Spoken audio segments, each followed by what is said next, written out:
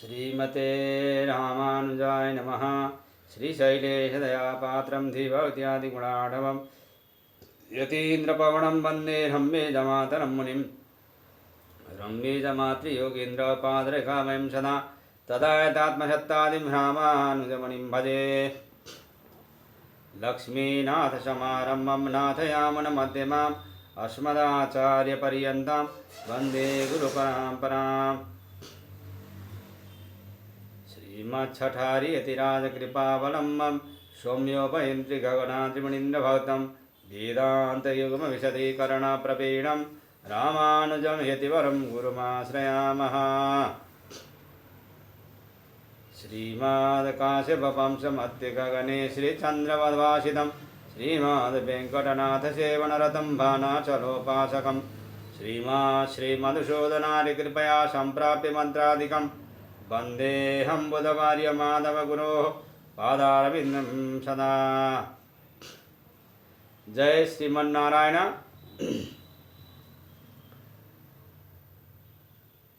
108 उपनिषद मध्य कौशितकी ब्रह्मणोपनिषद का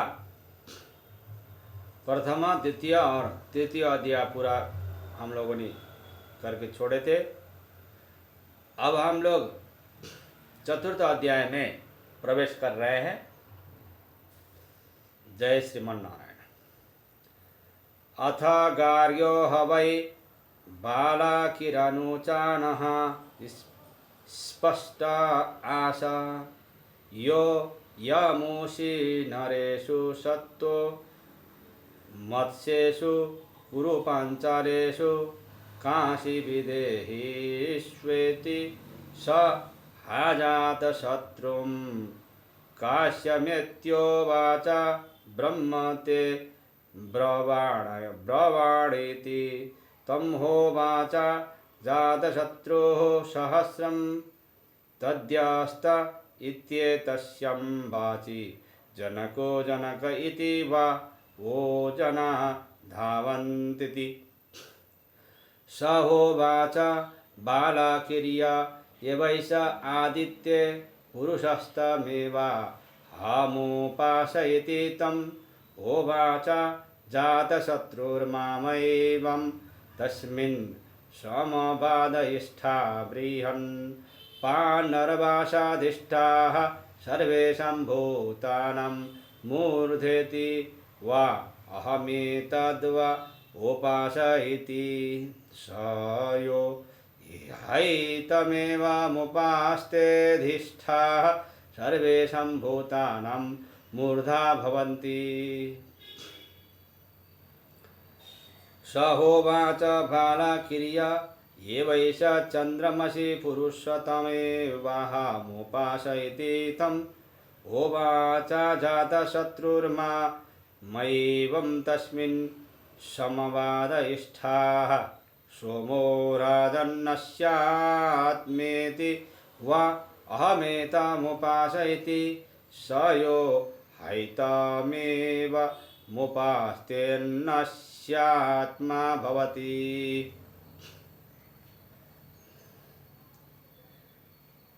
गर्ग गोत्रीय बाला का पुत्र बालाकी एक वेद पारंगत वक्ता थे और उसी नर सत्व मत्स्य कुरु पांचाल काशी विद्या आदि देशों में प्रसिद्ध थे। वह काशीराज अजातशत्रु के पास जाकर कहने लगे, मैं तुम्हें ब्रह्म का उपदेश दूंगा। तब अजातशत्रु ने उससे कहा, तुम्हारे इस वचन पर मैं तुम्हें 1000 मोहरे देता हूँ, क्योंकि आजकल तो लोग ब्रह्म विद्या में जनक को ही मुख्य जानकर जनक जनक ऐसा कहकर उसकी ओर दौड़ कर जाया करते हैं। तब बालाकी ने कहा, आदित्य के भीतर जो यह पुरुष है उसी की मैं ब्रह्म रूप से उपासना करता हूँ। तब उससे अजातशत्रु ने कहा कि नहीं नहीं नहीं, ऐसा इसके विषय में मत कहो। वह पांडर शुक्ल कपड़े पहने हुए महान तो है, सभी प्राणियों के वह शीर्ष स्थानीय है, मैं इसी तरह उसकी उपासना करता हूँ। अर्थात वह ब्रह्म नहीं है। हाँ, जो उसकी इस प्रकार उपासना करता है वह सब कुछ पार कर जाता है और सब प्राणियों का मस्तक माना जाता है। तब बालाकी ने कहा, चंद्रमा में स्थित जो पुरुष है उसी की मैं ब्रह्म रूप में उपासना करता हूँ। इस पर अजातशत्रु ने कहा, नहीं नहीं, उसके संबंध में ऐसा मत कहो, क्योंकि वह सोम राजा तो अन्न का आत्मा है। मैं तो उसी रूप से उसकी उपासना करता हूँ, ब्रह्म रूप से नहीं। वह मनुष्य जो उसकी उस तरह उपासना करता है वह अन्न का आत्मा अन्न की शक्ति से पूर्ण बन जाता है। उस बालकी ने तब कहा, जो यह विद्युत में पुरुष रहता है उसी की मैं ब्रह्म रूप से उपासना करता हूँ। तब अजातशत्रु ने कहा, नहीं नहीं, इस विषय में ऐसा मत कहो, क्योंकि वह तो तेज का स्वरूप है। यहाँ तेजस आत्मा ऐसा पाठ भी मिलता है।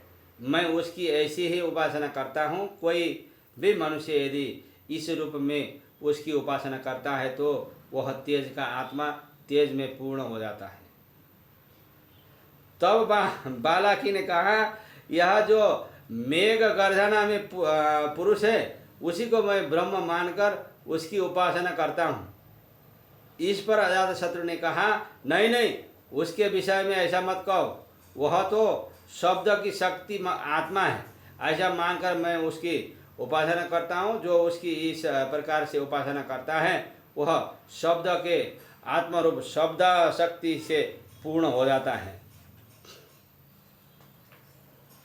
तब वह बालाकी बोले, जो ये आकाश में पुरुष है उसी की मैं ब्रह्म रूप से उपासना करता हूँ। इस पर अजातशत्रु ने कहा, इस विषय में ऐसा न कहो, क्योंकि मैं उसको निष्क्रिय क्रिया रहित विशालता के रूप में उपासना करता हूँ। जो उसकी इस तरह से उपासना करता है वह संतति से और पशुओं से संपन्न हो जाता है। वह स्वयं और उसकी संतति भी समय से पहले, पूर्ण आयु के पहले यहाँ से नहीं जाती, अर्थात मृत्यु को नहीं प्राप्त होती। स होवाच बालाकिर्य ये वै सवायौ पुरुषस्तमेवाहमुपासयति तम् होवाच जातशत्रुर्मयैवं तस्मिन् समवादयिष्ठा इन्द्रो वैकुण्ठो पराजिता सेनीति वा अहमेतमुपासयति स यो हैतमेवमुपास्ते जिष्णुर्हवा पराजयिष्णुरन्यस्त्यजायि भवति। उन बालाकी ने कहा, जो यह वायु में पुरुष है उसको ब्रह्म मानकर उसकी उपासना करता हूँ मैं।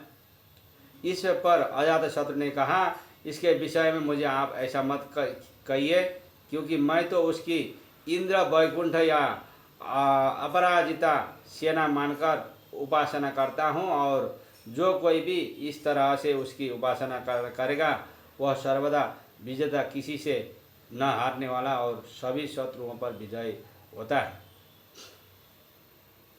फिर वह बालाकी बोले, अग्नि में जो यह पुरुष है उसको मैं ब्रह्म मानकर उपासना करता हूँ। इस पर अजातशत्रु ने कहा, नहीं नहीं, इस विषय में तुम मुझे ऐसा न कहो, क्योंकि मैं उसे विशाशाही शत्रुओं को क्षमा करने वाला समझकर उसकी उपासना करता हूँ। जो कोई भी उसकी इस तरह से उपासना करता है वह शत्रुओं के प्रति क्षमाशील हो जाता है। फिर आगे बालाकी ने पुनः कहा, जो जल में यह पुरुष है मैं उसी की उपासना ब्रह्मोपासना करता हूँ। इस पर अजातशत्रु ने कहा, इसके बारे में मुझे तुम ऐसा मत कहो, क्योंकि मैं तो उसे नामधारी जीवात्मा समझकर ही उसकी उपासना करता हूँ। जो इसकी इस प्रकार से उपासना करता है वह नामधारी सभी प्राणियों का आत्मा हो जाता है। तब बालाकी फिर बोले, दर्पण में जो यह पुरुष विद्यमान है उसी की ब्रह्म रूप में मैं उपासना करता हूँ। इस पर अजातशत्रु ने कहा, नहीं नहीं, इसके संबंध में तुम ऐसा मत कहो, क्योंकि मैं तो उसकी एक रूप की प्रतिकृति के रूप में उपासना करता हूँ, और जो कोई भी उसकी इस तरह से उपासना करता है उसकी संतति उसके प्रतिरूप उसी के जैसी होती है, उससे अलग रूप वाली नहीं होती है। फिर बालाकी ने पुनः कहा, प्रतिध्वनि में जो यह पुरुष है मैं उसकी उपासना करता हूँ। इस पर अजातशत्रु ने कहा, नहीं नहीं, उस विषय में तुम मुझे ऐसा मत कहो, क्योंकि मैं उसे द्वितीय या अनपग समझकर उपासना करता हूँ। अनपग ध्वनि में पुनरावर्तन का अभाव अथवा प्रतिध्वनि में गति का अभाव, और जो इसकी इस तरह से उपासना करता है वह अपने से अलग अन्य सहवासियों को प्राप्त करता है, वह सहायक वाला होता है। फिर बालाकी ने कहा कि पुरुष के चलने के पीछे जो यह शब्द सुनाई देता है उसकी मैं ब्रह्म समझकर उपासना करता हूँ। तब उस अजातशत्रु ने कहा, नहीं नहीं, इसके बारे में मुझे यह मत कहो, मैं तो उसे आयु के रूप में मानकर उसकी उपासना करता हूँ। यहाँ आयु के बदले कहीं कहीं अशुभ पाठ मिलता है। इस पक्ष में प्राण अर्थ है, और जो इसे इस रूप में उपासता है वह स्वयं और उसकी संपत्ति भी पूर्ण आयु के भोगे बिना मृत्यु को प्राप्त नहीं होते हैं। फिर बालाकी ने कहा, यह जो छाया में पुरुष है मैं उसी ब्रह्म की उपासना करता हूँ। तब अजातशत्रु ने कहा, इसके विषय में तुम मुझे ऐसा मत कहो, क्योंकि मैं तो उसको मृत्यु रूप मानकर उपासना करता हूँ। जो कोई उसकी इस प्रकार से उपासना करता है तो वह स्वयं तथा उसकी संतति भी समय से पहले पूर्ण आयु को भोगने से पहले मृत्यु को प्राप्त नहीं होती। अर्थात मनुष्य के लिए निश्चित की गई 100 वर्ष की आयु वह और उसकी संतति अवश्य भोग लेते हैं। फिर उन बालाकी ने कहा, जो यह शरीर स्थित पुरुष है उसकी मैं ब्रह्म रूप से उपासना करता हूँ। तब अजातशत्रु ने कहा, नहीं नहीं, उसके विषय में तुम मुझे ऐसी बात मत कहो, क्योंकि उसकी तो मैं प्रजापति के रूप में उपासना करता हूँ। जो इसकी इस प्रकार से उपासना करता है वह प्रजा और पशुओं में से संपन्न होता है। वह बालाकी फिर बोले, जो यह प्रज्ञा आत्मा है जो कि सोता हुआ भी स्वप्न में विचरण करता है, विविध रूपों को देखता है, उसकी मैं ब्रह्म मानकर उपासना करता हूँ। तब अजातशत्रु ने कहा, इसके विषय में तुम मुझे ऐसा मत कहो, क्योंकि मैं तो उसकी यमराज मानकर उपासना करता हूँ, और जो कोई उसकी इस तरह से उपासना करता है तो उसका यह सब कुछ भी श्रेष्ठता के लिए ही चलता है, उसका सब कुछ श्रेष्ठता के लिए ही नियंत्रित होता रहता है। फिर बालाकी बोले, यह जो दाहिने आँख में जो पुरुष अवस्थित है उसी ब्रह्म की मैं उपासना करता हूँ। तब अजातशत्रु ने उससे कहा, इसके विषय में तुम मुझे ऐसा मत कहो, क्योंकि उसकी तो मैं नाम, अग्नि और ज्योति की आत्मा के रूप में उपासना करता हूँ। जो इसकी इस प्रकार उपासना करता है वह इन सभी प्राणियों का आत्मस्वरूप हो जाता है। फिर बालाकी ने कहा, जो बाया नेत्र में पुरुष है मैं उस ब्रह्म की उपासना करता हूँ। तब अजातशत्रु ने उनसे कहा, नहीं नहीं, इस विषय में मुझे ऐसा मत कहो, क्योंकि मैं तो उसकी सत्य के आत्मा के रूप में, विद्युत की आत्मा के रूप में और तेज की आत्मा के रूप में उपासना करता हूँ। जो कोई भी उसकी इस तरह से उपासना करेगा वह इन सब पदार्थों प्राणियों का आत्मा हो जाएगा। तब फिर बाला की मौन हो गए। अजातशत्रु ने उनसे कहा, बाला के बस आपका ब्रह्म ज्ञान इतना ही है? बालाकी ने कहा, हाँ बस इतना ही है। तब अजातशत्रु ने कहा कि तब तो तुम मेरे आगे झूठ मिथ्या ही बोले कि मैं तुम्हें ब्रह्म ज्ञान दूंगा। अजातशत्रु ने आगे कहा कि हे बालाकी, जो तुम्हारे कहे हुए इन सभी पुरुषों का करता है वही जानने योग्य है। तब बालाकी हाथ में समाधि लिए प्रदक्षिणा करके विनती करने लगे कि मुझे उपनयन दीजिए, अर्थात आप ब्रह्म ज्ञान दीजिए। इस पर अजातशत्रु कहने लगे कि क्षत्रिय ब्राह्मण और उपनयन दे, यह तो उल्टा क्रम हो जाएगा। फिर आओ मैं तुम्हें अवश्य ही ज्ञान दूंगा। बाद में अजातशत्रु बालाकी का हाथ पकड़कर चले। वह दोनों किसी सोए हुए पुरुष के पास आए। उसको अजातशत्रु ने बुलाया, हे महान पुरुष, हे पानर वस्त्र पहने हुए, हे सोमराजन, परंतु वह मौन ही रहा। बाद में उसको लाठी से फटकारा, तब वह खड़ा हो गया। तब अजातशत्रु ने बालाकी से कहा, हे बालाकी, यह पुरुष तब कहाँ सोया था? यह कहाँ था? यह यहाँ फिर कहाँ से आया? किंतु वह बालाकी यह नहीं जानता था। अजातशत्रु ने उनसे बालाकी से कहा, हे बालाकी, यह पुरुष इस तरह से जहाँ सोया था, जिस स्थान में था, जहाँ से वह आया, यह बात इस प्रकार है। हिता नाम की बहुत सी प्रसिद्ध नाड़ियाँ हृदय कमल से संबंध रखने वाली है। वह नाड़ियाँ हृदय से निकलकर सारे शरीर में फैली हुई है। वह नाड़ियाँ एक बाल के हजारों भाग के परिमाण वाली अति सूक्ष्म है।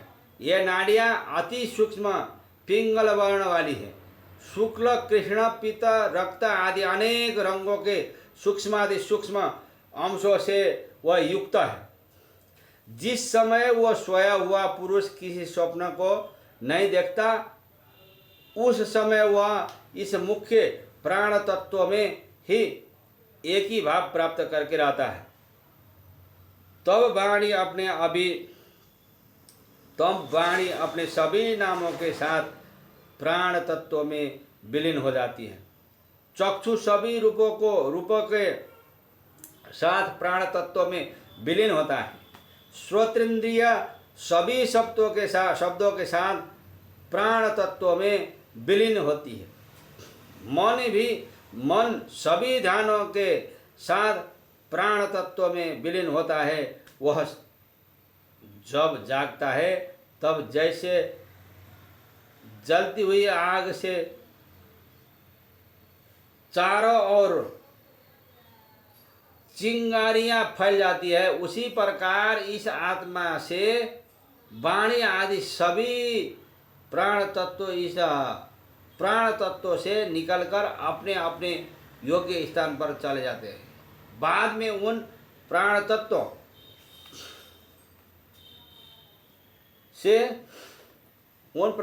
से उनके अधिष्ठाता देव उत्पन्न होते हैं और उन देवों से लोकों की विषयों की उत्पत्ति होती है। जैसे छुराधन, छुरे का म्यान में छुरा रहता है, और जैसे यह विश्वम्भर प्राणोधिक विज्ञानात्मा उसके निवास रूप इस शरीर में रहता है, उसी तरह यह प्राज्ञात्मा भी तीनों प्रकार के शरीरों नखशिक प्रविष्ट हो जाते हैं। उस साक्षीभूत आत्मा की यह सब वाणी आदि अन्य आत्मा अनुगत सेवक की तरह होते हैं। जैसे किसी धन की के सेवक हो, जैसे धन की सेठ अनुचर आदि स्वजनों के साथ खाते पीते हैं, और जैसे वह अनुचर भी समान भाव से सेठ को खिलाते पिलाते हैं, उसी तरह ये प्रज्ञात्मा वाणी आदि आत्माओं के साथ उपभोग करता है, और अवश्य ही इस प्रज्ञात्मा का भी वाणी आदि आत्माएं उपभोग करती है। इंद्र राजा भी जब तक इस आत्मा को नहीं जान पाए थे, तब तक उन्हें समस्त दैत्य समूह पराजित करता रहता था। पर जब उन्होंने यह रहस्य जान लिया, तब उन्होंने सभी दैत्यों को मारकर पराजित कर दिया, और समग्र देवों में श्रेष्ठता का पद, स्वर्ग का राज्य और त्रिलोकी का आधिपत्य प्राप्त कर लिया। इस प्रकार आत्मा को जानने वाला ज्ञानी समग्र पापों का नाश कर सभी भूत प्राणियों में श्रेष्ठ होकर स्वराज्य और प्रभुता को प्राप्त करके सबका स्वामी बन जाता है।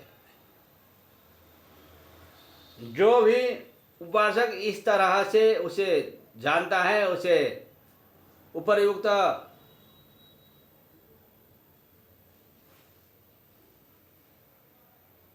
समस्त फलों की प्राप्ति होती है। वाक्य की पुनरावृत्ति अध्ययन और उपनिषद की समाप्ति का सूचक है। यह उपनिषद ये रहस्य बताना चाहता है, ब्रह्म आत्मा रसो वैसह, उर रस का ही अंश होने के कारण ये भी रस है, रस रूप है, अमृत रूप है। वो अमृत है, ये भी अमृत का बूंद है, उसी का अंश है। उसी का अंश होने से उसी को ही जान लेने पर यह आत्मा आनंदमय हो सकता है। आनंद ही वो है, ब्रह्म है। आनंद ही राम है, आनंद ही कृष्ण है। उसको जान लेने के बाद कुछ जानने की शेष नहीं रह जाता। इसीलिए बार बार कभी अग्नि को, कभी वायु को, कभी इंद्र को, कभी आकाश को ब्रह्म मानते हुए ये दिखाना चाहते हैं कि ब्रह्म एक ही है और बाकी कोई ब्रह्म नहीं है। इस प्रकार से बताना चाह रहा है। ये आज ये चतुर्थ अध्याय भी कौशिकी ब्राह्मणों उपनिषद का पूर्ण हो गया। जय श्रीमन नारायण। आज के लिए इतना ही। जय जय श्रीमन नारायण।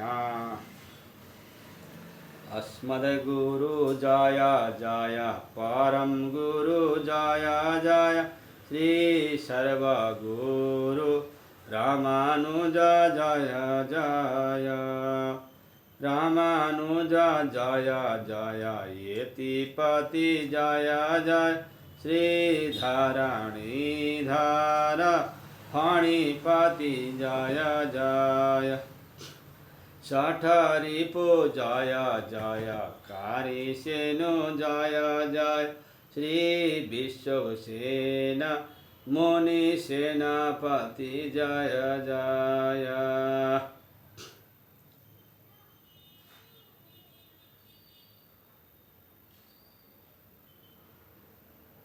बाल गोपाल बाल गोपाल, श्रीमन्नारायण